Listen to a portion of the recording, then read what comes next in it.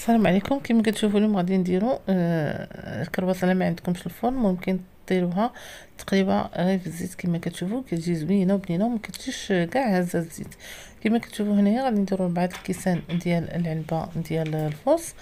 من بعد كنزيدوا شويه ديال الملحه، السكر، سنيده، معلقه ديال الخميره، جوج بيضات، معلقه ديال الخل صافي وشويه ديال الزيت. ومن بعد كنخلطو بالماء يكون دافي، ما يكونش الا كان الحال بارد شويه ممكن يكون شويه سخون، كان الحال سخون كديروا شويه دافي.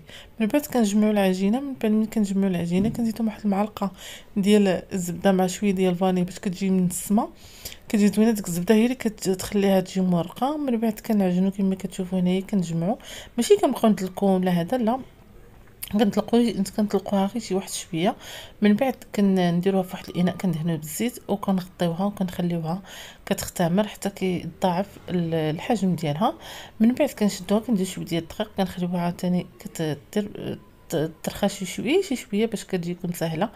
من بعد كنطلقوها بالمدلك وكن كما كنقول كما كتشوفوا كنقطعوها على شكل مثلثات باش نجمعوها. من بعد ملي كنجمعوها كنخليوها كتختمر واحد شويه.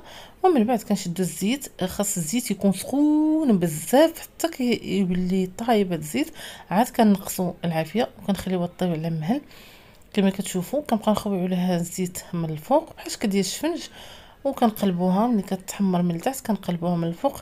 البنات راه ما كتجي لا مزيته لا والو، كتجي بحال راه طايبه في الفران، كتجي ناشفه وزوينه ومورقه. البنات نتوما غادي تشوفوا كيف كتجي. من بعد ملي كطيب كنحيدوها كنصفيوها. من بعد كنعمروها باش ما بغيتو بالشوكولات بالكريمه، ما بغيتوش كاع تعمروها كتذوقوها غير من الفوق باش ما عجبكم كاوكاو اللوز الكوك اللي عجبكم. شوفوا كي كتجي من الداخل، شفتوها كتجي مرقه بحال راه طايبه في الفران، ما مزيته ما والو. بصحه والراحه ممكن تصايبوها لوليداتكم.